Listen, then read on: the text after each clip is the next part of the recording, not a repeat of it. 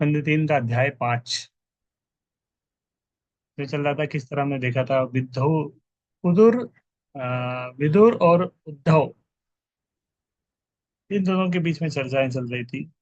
और विदुर ने उद्धव महाराज से कुछ प्रश्न पूछे थे, और फिर उद्धव ने उन प्रश्नों के उत्तर दिए। उसके बाद विदुर ने और कुछ प्रश्न पूछे, और उनकी जानने की इच्छा था, क्योंकि जब उद्धव ने बताया था कि हम भगवान से मिले थे और भगवान ने हमें आत्मज्ञान दिया था, और उन्होंने बोला बद्रिकाश्रम जाने के लिए, तो मैं बद्रिकाश्रम जा रहा हूँ। और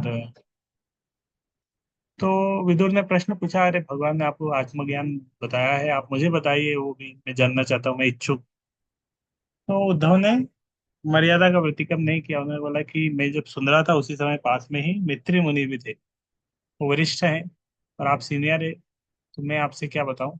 आप मैत्री मुनि के पास जाइए और वो आपको ज्ञान देंगे, आपको वरिष्ठ हैं। और इस तरह किस तरह हमें मर्यादा में रहना चाहिए और बड़ों के सामने उनसे श्रवण करना चाहिए, खुद बुद्धिमान नहीं बनना चाहिए इस तरह।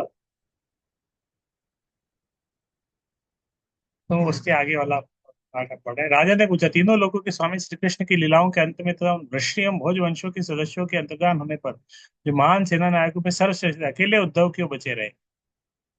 तो राजा ने पूछा कि उद्धव कैसे बच गए, वो तो बोले वो श्राप था ना कि वंश का नाश हो जाएगा, तो उद्धव कैसे बच गए। श्रीजी गोस्वामी के अनुसार निधनम का अर्थ है भगवान का दिव्य धाम, नी का अर्थ है सर्वोच्च तथा धनम का अर्थ है ईश्वर। क्योंकि भगवान का धाम ऐश्वर्य की सर्वोच्च अभिव्यक्ति है, अतः उनके धाम को निधनम कहा जाता है।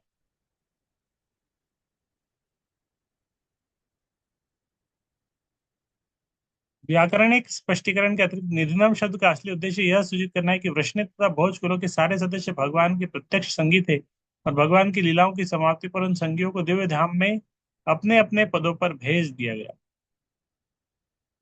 श्रील विश्वनाथ चक्रवर्ती ठाकुर ने आकृतिम शब्द का अर्थ लीलाओं के रूप में किया है। आ का अर्थ है पूर्ण और कृत्रिम का अर्थ है दिव्य लीलाएं, क्योंकि भगवान अपने दिव्य शरीर से भिन्न, अतएव उनके शरीर के बदलने या त्यागने का प्रश्न ही नहीं। भगवान का शरीर दिव्य है, तो भगवान अपना शरीर बदलेंगे त्यागेंगे वो सब भौतिक जगत के रीति रिवाजों और नियमों के अनुसार कर्म करने के लिए भगवान जन्म धारण करते या शरीर त्यागते हैं। किंतु भगवान के शुद्ध भक्त वास्तविकता से सुपरिचित होते हैं, इसलिए श्रीमद् भागवत की गंभीर अध्येताओं के लिए आवश्यक है कि वे जीव गोस्वामी तथा विश्वनाथ चक्रवर्ती ठाकुर जैसे महान आचार्यों की टीका टिप्पणियों का अनुसरण करें। तो इस तरह महान आचार्यों की टीकाएं प्रभुपाद जी ने पढ़ी है, इसीलिए प्रभुपाद अपनी टीका दे रहे हैं, तो वहां से उदाहरण दे रहे हैं, वहां से इस तरह कोट कर रहे हैं। अन्य लोग जो कि भगवत भक्त नहीं है, उनके उनके लिए ऐसे कार्यों की टीकाएं व्याख्याएं व्याकरणिक वाकजाल प्रतीत हो सकती है, किंतु शिष्य परंपरा का अनुसरण करने वाले छात्रों के लिए महान आचार्यों की व्याख्याएं अत्यंत उपयुक्त है। उपगतेषु शब्द भी महत्वपूर्ण है। वृष्णि तथा भोज कुलों के सारे सदस्य सीधे भगवान के धाम पहुंच गए। अन्य भक्तगण भगवत धाम नहीं पहुंचते, किंतु भगवान के शुद्ध संगियों को भौतिक जगत के किसी भी लोक के ऐश्वर्य के प्रति कोई आकर्षण नहीं होता। कभी कभी जिज्ञासावश भगवत धाम पहुंचने वाले कुछ भक्तों का पृथ्वी के ऊपर के उच्चतर लोकों के ईश्वर के प्रति कुछ आकर्षण होता है। तो भगवान जब किसी जीव को भगवान ले जाते हैं ना, भगवत धाम कोई जीव जाता है, तो उसको सब कुछ दिखाते हुए लेके लेके जाया जाता है, उसको स्वर्ग लोक से घुमाते हुए सब कुछ, सारे सब कुछ दर्शन होता है पूरे ब्रह्मांड का। और स्वर्ग लोग दिखाया, उसके मन में इच्छा आ जाती है, ये कितना अच्छा है इंद्र का। इस तरह अगर मन में इच्छा आ गई तो भगवान बोले ठीक है उतर जाओ थोड़ा, इधर ही उतर जाओ, फिर तुम्हारा टिकट यहीं तक का हो गया, यहाँ पे रह लो कुछ दिन, फिर इच्छा हो तो फिर आना। तो इस तरह उच्चतर लोगों के ऐश्वर्य के प्रति आकर्षण अगर किसी का है तो वहीं रुक जाए। अतः सिद्धि प्राप्त करते समय वे उन्हें देखने की इच्छा करते हैं, किंतु वृष्णियों तथा भोजों को सीधे ही वहां भेज दिया गया, क्योंकि उन्हें भौतिक लोगों के प्रति कोई आकर्षण नहीं था, और भगवान ने अपने पार्षदों को सीधे वहां भगवत धाम भेज दिया। श्रील विश्वनाथ चक्रवर्ती ठाकुर भी सुझाव देते हैं कि अमरकोश के अनुसार आकृति का अर्थ संकेत भी है। भगवान कृष्ण ने अपने प्रयाण के पश्चात संकेत द्वारा उद्धव को बद्रिकाश्रम जाने का आदेश दिया। और शुद्ध भक्त होने से उद्धव ने भगवत धाम वापस जाने की अपेक्षा अधिक श्रद्धा पूर्वक उस आदेश का पालन किया। उद्धव भी जाना चाहता था, भगवान आप जा रहे हैं, मुझे यहाँ छोड़ के जा रहे हैं, नहीं तुम बद्रिकाश्रम जाओ। पृथ्वी के धरातल से भगवान के प्राण के बाद भी उनके अकेले रहने जाने का यही कारण था। भगवान के आदेश का पालन करने के लिए भगवान तो भेज के गए थे। श्री शुकवाच ब्रह्मशाप अपदेशेन कालेन अमुगवांछितः संहृत्य स्वकुलम स्फीतम त्यक्शन देहम अचिंत्य। सुखदेव गोस्वामी थे, हे प्रिय राजन, ब्राह्मण का शाप तो केवल एक बहाना था। तो स्वयं सुखदेव गोस्वामी ने भी बताया कि वो जो ब्राह्मण ने श्राप दिया था, प्रथम अध्याय में हमने पढ़े थे ना, प्रथम स्कंद के आखिरी में पढ़े थे कि इस तरह कौन से ऋषि ने श्राप दिया था, क्या नाम था उनका, भूल गया। आप में से किसी को याद है तो आप बता सकते हैं। एक ऋषि ने श्राप दे दिया था परीक्षित महाराज को। तो वो श्राप, जो ब्राह्मण का श्राप, क्या एक बहाना था, किंतु वास्तविक तथ्य तो भगवान की परम इच्छा थी। भगवान की परम इच्छा थी जिसके कारण परीक्षित महाराज को प्यास लग गई, नियंत्रण नहीं कर पाए, सहन नहीं कर पा रहे प्यास। वो वही परीक्षित महाराज अभी भूखे प्यासे बैठे हैं 7 दिन से, अब उनको प्यास नहीं लग रही, उस समय प्यास लग गई। भगवान की इच्छा थी। वे अपने असंख्य पारिवारिक सदस्यों को भेज देने के बाद पृथ्वी के धरातल से अंतर्धान हो जाना चाहते थे। उन्होंने अपने आप इस तरह सोचा। इस श्लोक में श्री कृष्ण द्वारा अपना शरीर त्याग त्याग परित्याग करने के संबंध में त्यक्षण शब्द अत्यंत महत्वपूर्ण है। क्योंकि वे सच्चिदानंद विग्रह है, अतः उनका शरीर तथा उनकी आत्मा अभिन्न है। तो भगवान कौन है? सच्चिदानंद विग्रह।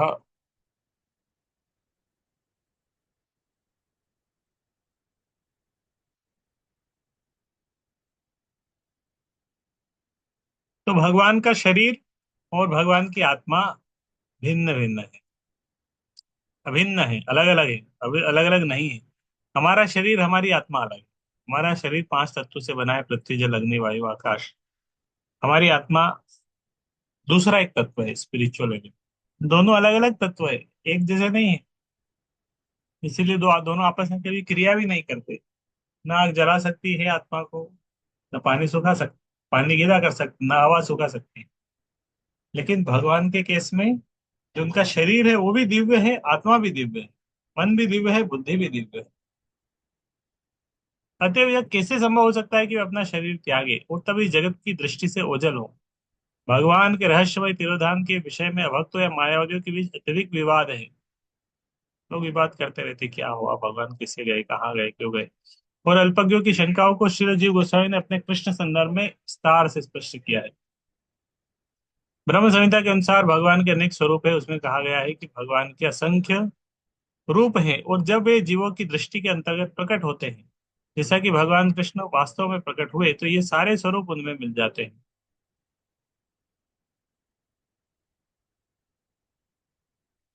ऋषि श्रृंगी, श्रृंगी ऋषि ने श्राप दिया था, ऐसा है।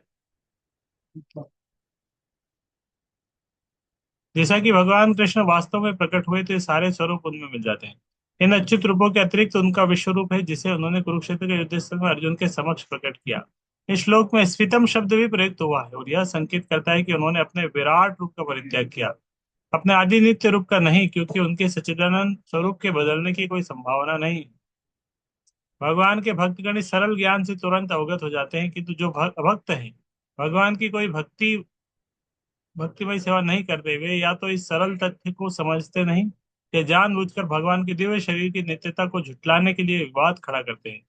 यह उस दोष के कारण है जिसे अपूर्ण जीवों को ठगने की प्रवृत्ति कहते हैं।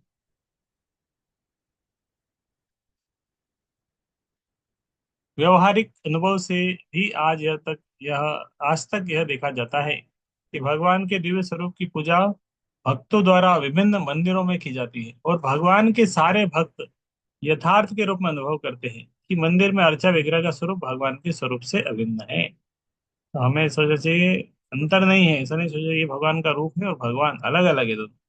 हमारे रूप और हमारे फोटो और हम में अंतर रहता है। फोटो अलग है, हम अलग है। एक समय फोटो ऐसे ही रह जाएगा, हम बदल जाएंगे। हम फोटो खींचते हैं, कितना अच्छा मेरा फोटो, कितना अच्छा है, फोटो वैसे ही रह जाता है, हमारा हम बदल जाते हैं। भगवान और भगवान के विग्रह में भी कोई अंतर नहीं। भगवान का अंतरंगा शक्ति के इस अचिंत्य कार्य का वर्णन भगवद गीता में कहा गया। अहम प्रकाश सर्वस्य योग माया समावृत। भगवान को यह अधिकार है कि वे सभी के समक्ष प्रकट न हो। पद्म पुराण में कहा गया है, अतः श्री कृष्ण नाम आदि न भवेत ग्राह्यम इंद्रिय। भगवान का नाम तथा रूप भौतिक इंद्रियों द्वारा अनुभव नहीं किया जा सकता, किंतु जब वे संसारी लोगों को दृष्टिगत होते हैं तो वे विराट रूप धारण कर लेते हैं। इस स्वरूप का अतिरिक्त भौतिक प्रदर्शन है और विशेष तथा इनके विशेषणों के तर्क द्वारा मान्य है। व्याकरण में जब किसी विशेषण का विशेष अलग कर दिया जाता है तो इसके द्वारा विशेषित विशेष बदलता नहीं, किंतु जब संसारी लोगों को दृष्टिगोचर होते हैं तो विराट रूप धारण करते हैं।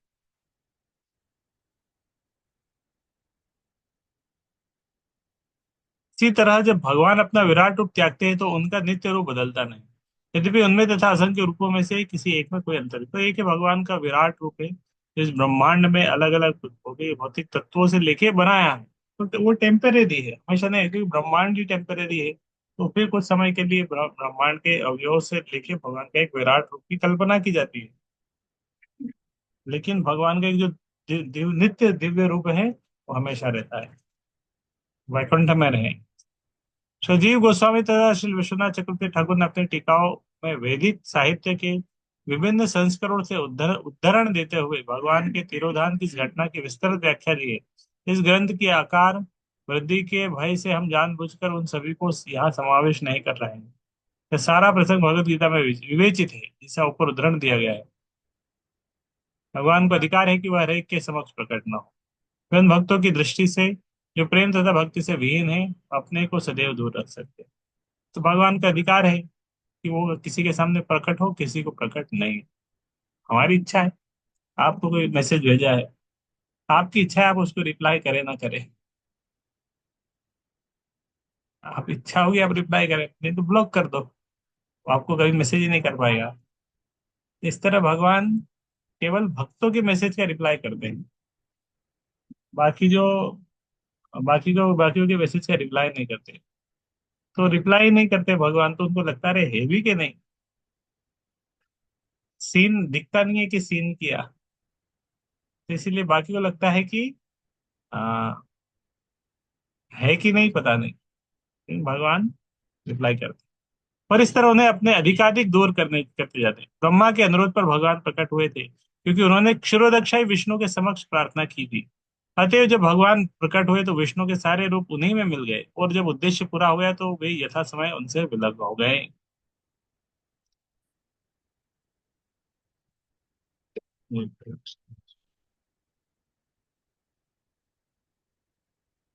नेक्स्ट है 30 नंबर श्लोक।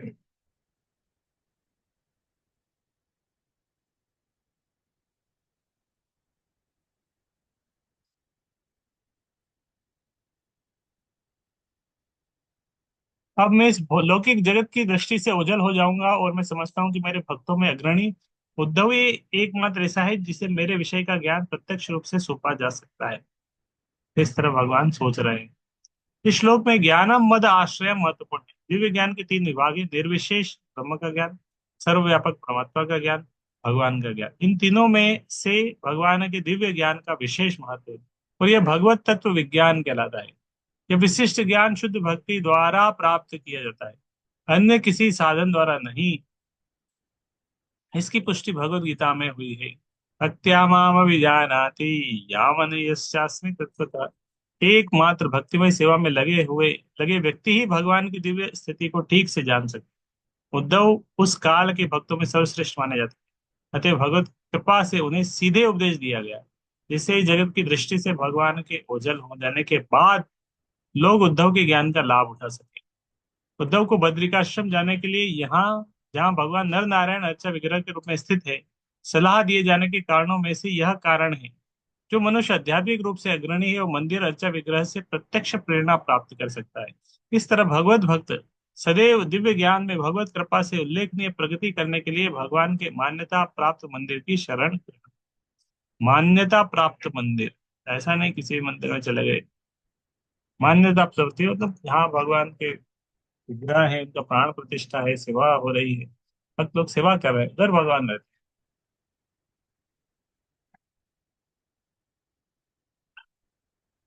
न उद्धव अणुअपि मन्यु न यत् गुणै नर्दितः प्रभुअतः मत्वयूनम लोकम ग्रहायन यह तिष्ठतु। उद्धव किसी भी तरह मुझसे घटकर नहीं है, क्योंकि वो प्रकृति के गुणों द्वारा कभी भी प्रभावित नहीं हुआ। अरे भगवान के विशिष्ट ज्ञान का प्रसार करने के लिए वह इस जगत में रहता रहे। भगवान चाहता है कि उद्धव रहे अभी इस जगत में, ज्ञान भगवान तो जा रहे हैं, भगवान के ज्ञान का वो बाकी लोगों तक पहुंचाएंगे।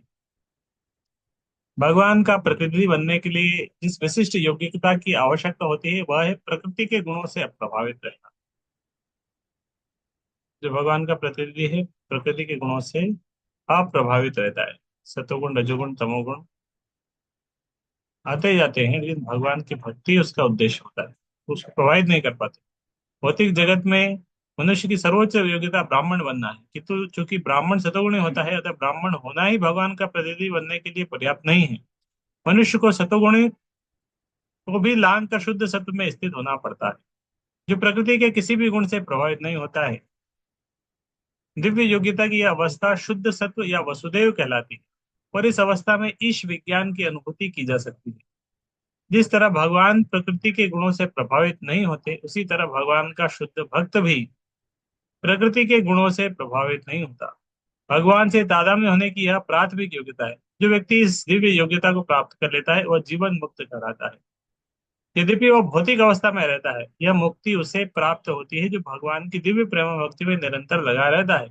भक्ति रसामृत सिंधु में कहा गया है, ध्यायस्य हरिर्दास्य कर्मणा मनसा गिरा निखिलस्य अपि अवस्थासु जीवन मुक्ता स उच्यते। एक बहुत फेमस श्लोक है, बहुत जगह कोट करता है। इस श्लोक का अर्थ है कि जो कोई भी अपने कार्यों मन तथा वाणी से एकत्रित एकमात्र भगवान की दिव्य प्रेमा भक्ति के लिए जीता है, वह निश्चित ही पुण्यात्मा है। मतलब जो हो सकता है इस भौतिक शरीर में है, लेकिन जो मन वाणी से हमेशा भगवान के बारे में चिंतन करता है, भगवान के बारे में सोचता है, वो मुक्तात्मा है। इस भौतिक जगत में हो सकता है रहे, लेकिन है मुक्तात्मा। उद्धव ऐसे ही दिव्य पद को प्राप्त थे, इसीलिए उन्हें इस जगत की दृष्टि से भगवान की शारीरिक अनुपस्थिति में भगवान का वास्तविक प्रतिनिधि चुना गया था। ऐसा भगवत भक्त भौतिक शक्ति बुद्धि या वैराग्य से कभी प्रभावित नहीं होता। भगवान का ऐसा भक्त भौतिक प्रकृति के समस्त आघातों को सह सकता है, और इसीलिए वह गोस्वामी कहलाता है। इससे गोस्वामी ही भगवान के दिव्य प्रेममय संबंधों के रहस्यों को वेदन कर सकते हैं। तो गोस्वामी बनना पड़ेगा, इंद्रिय नियंत्रण करना पड़ेगा। 32 नंबर श्लोक। तो ये हम विदुर चौथा अध्याय पढ़ रहे हैं। इसमें यहाँ पे आखिरी में अभी जो श्लोक पढ़ रहे हैं, इसमें उद्धव की विशेष भूमिका क्या है भगवान के जाने के बाद, उसके बारे में चर्चा चल रही है। और अ, उद्धव फाइनल देश देते हैं फिर आखिरी आखिरी के 3-4 श्लोक जो आएंगे, उसमें फिर उद्धव विदुर को फाइनल इंस्ट्रक्शन देते हैं, उपदेश देते हैं। वस्तुतः भगवान श्री कृष्ण तीनों लोगों के गुरु हैं। सुखदेव गोस्वामी ने राजा को सूचित किया कि इस तरह समस्त वैदिक ज्ञान के स्रोत और तीनों लोगों के पूर्ण पुरुषोत्तम भगवान द्वारा उपदेश दिए जाने पर उद्धव बद्रिकाश्रम तीर्थ स्थल पहुंचे, और भगवान को तुष्ट करने के लिए उन्होंने अपने को समाधि में लगा दिया। वस्तुतः भगवान श्री कृष्ण तीनों लोगों के गुरु है और वे समस्त वैदिक ज्ञान के आदि उद्गम हैं। किंतु परम सत्य के साकार रूप को वेदों के द्वारा भी समझ पाना अत्यंत कठिन है। परम सत्य के रूप में भगवान को समझ पाने के लिए उनके निजी उपदेशों की आवश्यकता पड़ती है। ऐसे दिव्य ज्ञान का प्रमाण सार रूप में भगवत गीता है। परमेश्वर को कोई तब तक नहीं जान सकता जब तक भगवान स्वयं कृपा न करे। भगवान कृष्ण ने यह विशेष कृपा अर्जुन तथा उद्धव पर प्रकट की जब वे इस भौतिक जगत में थे। निसंदेह भगवान द्वारा भगवत गीता का प्रवचन कुरुक्षेत्र युद्ध स्थल में अर्जुन को युद्ध के प्रति प्रोत्साहित करने के लिए हुआ था। फिर भी भगवत गीता के दिव्य ज्ञान को पूर्ण बनाने के लिए भगवान ने उद्धव को उपदेश दिया। भगवान की इच्छा थी कि उद्धव उनके मिशन को पूरा करे तथा जो ज्ञान भगवत गीता में नहीं दिया गया उस ज्ञान का प्रसार करे। तो उद्धव गीता मतलब भगवान ने अर्जुन को कुछ ज्ञान दिया कुरुक्षेत्र में, लेकिन उसका एडवांस वर्जन भी है, गीता एडवांस। अगर हम कोई भी कोचिंग करते हैं, जावा की कोचिंग करते हैं, तो बात है एडवांस जावा, एडवांस गीता। तो एडवांस गीता कोर्स है उद्धव गीता। तो क्योंकि भगवान ने अर्जुन को मुंह में डाला, फिर उस समय जरूरत थी इसलिए अर्जुन को उपदेश दिया। लेकिन उद्धव को जो वो उपदेश दिया था, अच्छा नहीं, उद्धव मोह में था। उद्धव को और लेवल 2 वाला इंस्ट्रक्शन दिया था उद्धव गीता में। तो भागवतम का जो दसम स्कंद है, नहीं, एकादश 11वां स्कंद, उसके अंदर वो उपदेश आते हैं उद्धव गीता के। जो लोग वेदों के प्रवचनों के प्रति आसक्त रहते हैं, वे भी इस श्लोक से यह जान सकते हैं कि भगवान समस्त वैदिक ज्ञान के स्रोत है। जो व्यक्ति वेदों के पृष्ठों का अध्ययन करने के बाद भी पूर्ण पुरुषोत्तम भगवान को नहीं समझ पाते, भगवान विषय ज्ञान में आगे बढ़ने के उद्देश्य से उद्धव जैसे किसी भगवत भक्ति की शरण ग्रहण कर सकते हैं। ब्रह्म संहिता का कथन है कि वेदों से भगवान को समझ पाना अत्यंत कठिन है, किंतु उद्धव जैसे शुद्ध भक्त से उन्हें आसानी से समझा जा सकता है। भगवान ने बद्रिकाश्रम में रहने वाले महर्षियों पर कृपा करके उद्धव को अपनी ओर बोलने के लिए अधिकृत किया। ऐसा अधिकार प्राप्त किए बिना न तो कोई व्यक्ति भगवत भक्ति को समझ सकता है, न ही उसका उपदेश दे सकता है।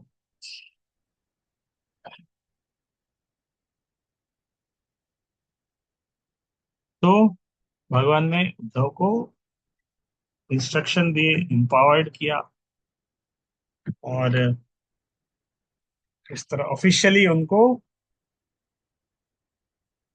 बनाया, योग्य बनाया। जब भगवान इस धरा पर विद्यमान थे, तो उन्होंने अंतरिक्ष की भी यात्रा करके स्वर्ग से पारिजात लाने, अपने गुरु सांदीपनि के पुत्र को यमलोक से वापस लाने, जिसे बहुत से असामान्य कार्यकलाप संपन्न किए।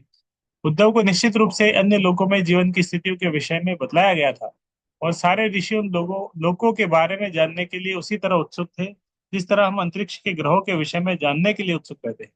उद्धव का यह संदेश बद्रिकाश्रम को ले जाने के लिए न केवल उस तीर्थ स्थल के ऋषियों के लिए, अपितु नर नारायण अर्चा विग्रहों के लिए भी विशेष रूप से नियुक्त किया गया था। ऐसा संदेश वेदों के पृष्ठों में वर्णित ज्ञान की अपेक्षा अधिक गुह्य रहा होगा। भगवान, यह संदेश समस्त ज्ञान के स्रोत है। उद्धव के माध्यम से नर नारायण तथा अन्य ऋषियों के पास भेजे गए संदेश भी वैदिक ज्ञान के अंश थे, किंतु वे अधिक गुह्य थे। वे एकमात्र उद्धव जैसे शुद्ध भक्त के माध्यम से ही भेजे या समझे जा सकते। क्योंकि ऐसा गुह्य ज्ञान केवल भगवान तथा उद्धव को ही ज्ञात था, अतएव यह कहा जाता है कि उद्धव स्वयं भगवान के सदृश थे। उद्धव की ही तरह हर एक जीव भी भगवान की ही स्तर पर दिव्य संदेश वाहक बन सकता है, बशर्ते कि वह प्रेम भक्ति के द्वारा स्वयं विश्वस्त हो।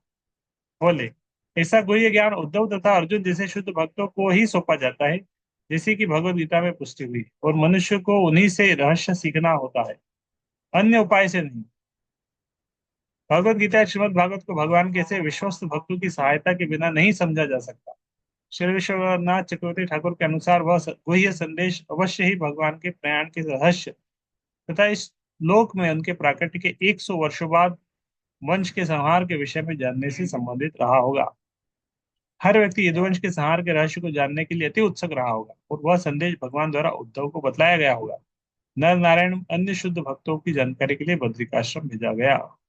तो भगवान ने बताया उद्धव को, ऐसा नहीं कि कैसे यदुवंश के बारे में, तो ये भी 11 स्कंद में डिटेल में आता है यदुवंश के विनाश की बात।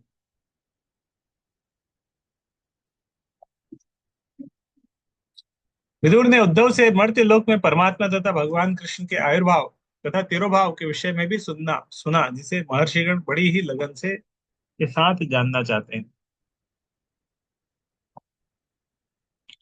परमात्मा अर्थात भगवान श्री कृष्ण के आविर्भाव तथा तिरोभाव का विषय महर्षियों तक के लिए रहस्य बना हुआ था।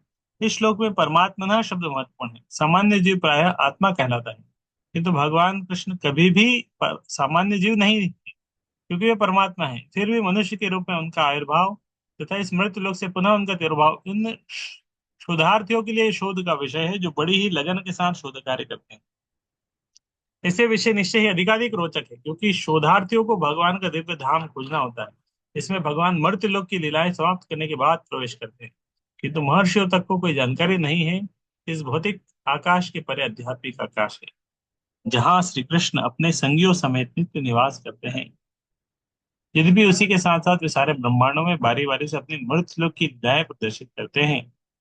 तो भगवान आध्यात्मिक जगत में भी है, वहां पे लीलाएं करते हैं।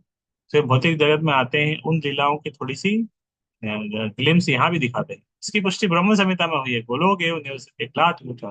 भगवान अपनी अचिंत्य शक्ति से अपने नित्य धाम गोलोक में रहते हैं। फिर भी वे साथ साथ परमात्मा रूप में वे सर्वत्र आध्यात्मिक तथा भौतिक आकाशों में अपने विविध रूपों द्वारा विद्यमान रहते हैं। अतः उनके आविर्भाव तथा तिर्भाव साथ साथ चलते रहते हैं, और कोई भी निश्चित रूप से यह नहीं कह सकता कि उनमें से कौन सा अथ और कौन सा इति है। इसकी नित्य लीलाओं का कोई आदि अंत नहीं है, निशुद्ध भक्त से ही जाना जा सकता है। अतः तथाकथित शोध कार्य में मूल्यवान समय नष्ट नहीं किया जाना चाहिए। देहन्यासं च तस्यैवं धीराणां धैर्यवर्धनम् अन्येषां दुष्करतरं पशूनां विक्लबात्मनां। भगवान के यशस्वी कर्मों तथा मर्त्य लोक में असाधारण लीलाओं को संपन्न करने के लिए उनके द्वारा धारण किए जाने वाले दिव्य रूपों को समझ पाना उनके भक्तों के अतिरिक्त अन्य किसी के लिए अत्यंत कठिन है, और पशुओं के लिए तो वे मानसिक विक्षोभ मात्र है।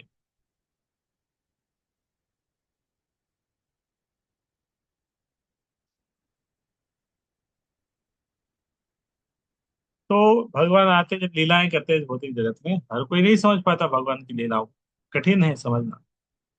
और पशुओं के लिए तो मानसिक विक्षोभ है, और वो जो लोग पशुओं की तरह जीवन जी रहे हैं, खा रहे हैं, सो रहे हैं, वो भी नहीं समझ पाएंगे भगवान के दिव्य स्वरूप तथा लीलाओं का भगवत गीता में जिस रूप में वर्णन हुआ है। अभक्तों के लिए उसे समझ पाना कठिन कार्य है। भगवान कभी भी ज्ञानियों तथा योगियों जैसे व्यक्तियों के समक्ष अपने को उद्घाटित नहीं करते, किंतु अन्य लोग भी है जिनकी गणना हृदय की गहराई से भगवान से ईर्ष्या करने के कारण पशुओं में की जाती है। ऐसे ईर्ष्यालु पशुओं के लिए भगवान के आविर्भाव तथा तिरोधान का विषय केवल मानसिक विक्षोभ है, जैसी कि भगवत गीता में पुष्टि की गई है। ऐसे दुर्जन जिन्हें मात्र भौतिक भोग की ही चिंता रहती है, जो भारवाही पशुओं की तरह कठिन परिश्रम करते हैं, आसुरिक भाव के कारण ही किसी भी अवस्था में भगवान को नहीं जान पाते।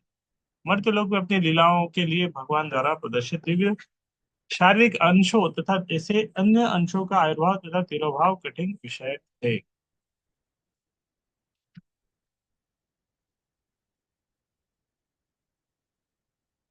जो लोग भक्त नहीं हैं, उन्हें सलाह दी जाती है कि भगवान के आविर्भाव तथा तिरोभाव की चर्चा न करें।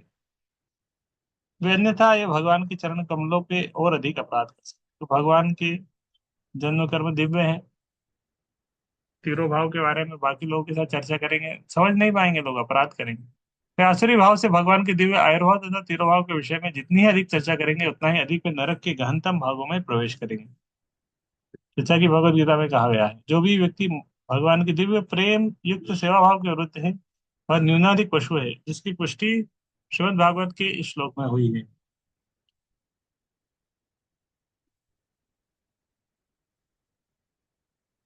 तो यहाँ पे होता है ना कि आ, यहाँ पे विदुर ने बताया था कि भगवान ने आपका स्मरण किया। विदुर को पता चला उधर उद्धव से कि भगवान जब इस भौतिक जगत से प्रकट होने वाले थे, उस समय आपको याद किया था उन्होंने। और इस तरह विदुर ने बताया उद्धव को कि भगवान जब आप प्रकट हो रहे थे, आपको याद कर रहे थे, आपको स्मरण किया था उन्होंने। यह सुनकर इस जगत को छोड़ते समय भगवान कृष्ण ने उनका स्मरण किया था।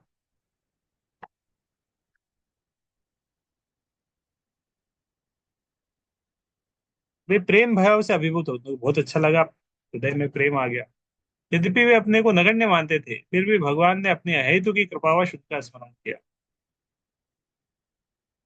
हाँ ना, इस तरह स्मरण करने से आ, विदुर ने इसे महान कृपा के रूप में स्वीकार किया, इसलिए वे रो पड़े। ऐसा रोना भक्ति मार्ग में अग्रसर होने का अंतिम संकेत है।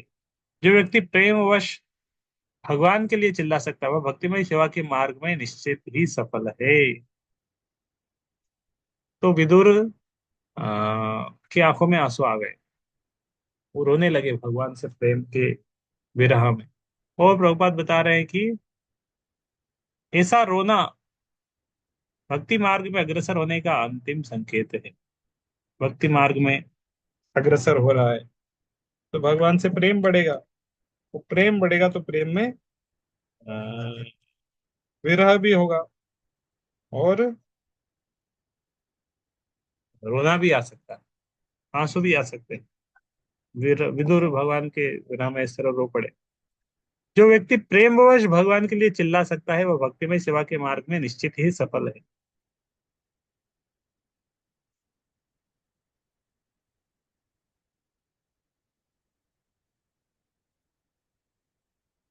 कालिंद्य गतिभिः सिद्ध अहो भीर भरतर्षभ प्रापद्यतः स्वम शरितम यत्र मित्रो सुदम। यमुना नदी के तट पर कुछ दिन बिताने के बाद स्वरूप सिद्ध आत्मा विदुर गंगा नदी के तट पर पहुंचे जहां मैत्रेय मुनि स्थित थे। इस प्रकार श्रीमद् भागवत के तृतीय स्कंद के अंतर्गत विदुर का मैत्रेय के पास जाना नामक चौथे अध्याय का भक्ति वेदांत तात्पर्य पूर्ण हुआ।